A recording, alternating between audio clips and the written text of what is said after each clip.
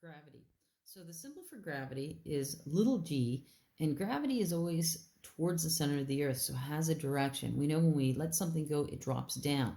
So we put this little arrow thing over top of the little g. So it says acceleration due to gravity is such an important quantity in physics, it has its own symbol, little g. Near the surface of the planet Earth, the value of gravity, of g, is 9.8 meters per second squared. The direction of the acceleration due to gravity is always down towards the center of the earth. So if you're on the opposite side of the world in Australia and you let something go, it's not going to start floating up to the sky. It's actually going to drop straight down just like it does here. Little g is equal to 9.8 meters per second squared down. This value is true for everywhere on Earth. If you go to the moon has a much smaller mass. So gravity is 1/6 that size. It's actually 1.6 meters per second squared. So on the planet Earth, we will always use this number.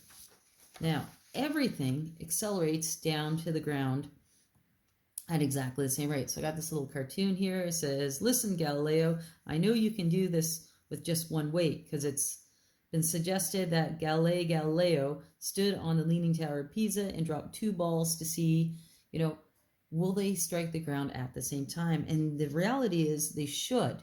Okay, everything actually accelerates at the exact same rate. Sometimes we see some objects floating down a little slower than others, like a feather and a stone.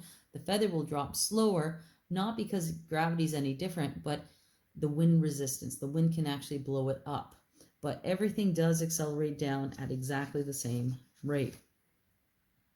In our example, it says a girl throws a baseball straight down at 15 meters per second from the top of a tall building. What is the ball's velocity 2 seconds later?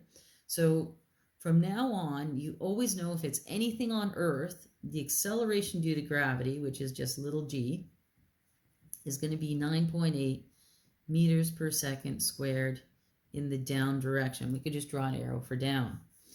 So she throws it straight down. So that's the initial speed of the baseball. So we write down VI is equal to 15 meters per second in the down direction. And then it says, what's the ball's velocity 2 seconds later? So we're trying to find the final velocity. And we know the time. The time is 2 seconds. So we write out our formula. Our formula is A is equal to VF minus VI divided by T. However, we're trying to get VF all by itself. So there's a trick in math. When you have fractions in math, you have to treat them like they're in brackets. Okay, you're going to treat the numerator as if it's in a bracket, which means we have to move the T first. So to do that, I'm going to multiply both sides by T. So times by T times by T. This T cancels out with this one. I end up with AT is equal to VF minus VI. Now, to move the VI to the other side, all I have to do is add VI to both sides. So plus VI plus VI. So on the left side, I have VI plus AT is equal to VF. The best way to write this is for whatever we're solving, put it on the left side. So I'm just going to move it over. VF is equal to VI plus AT.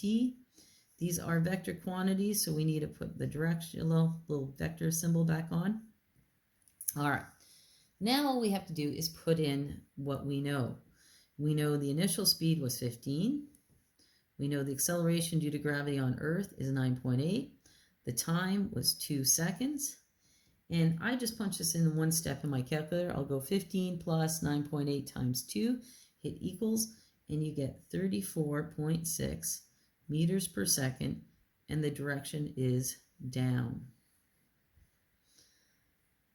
If you look back at the question, I didn't give you the acceleration of gravity in the question. That's something that now we know that acceleration due to gravity is 9.8, and we can always put that into our given information.